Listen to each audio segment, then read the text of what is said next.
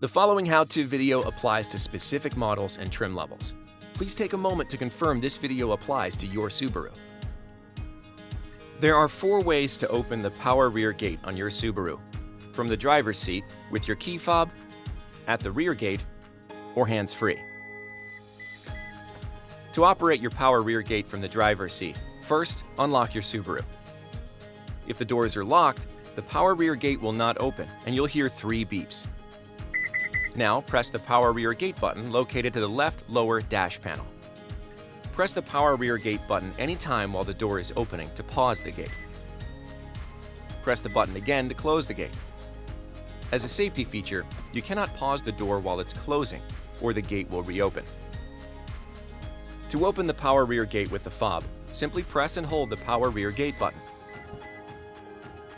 To pause the door, press the button again.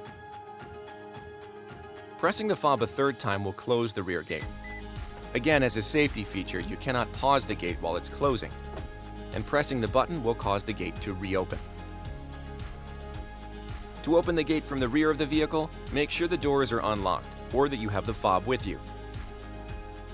Press the button on the underside trim above the license plate. The rear gate will automatically open.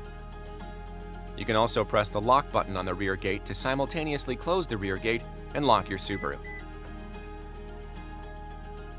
To open the gate hands-free, make sure you have your key fob with you.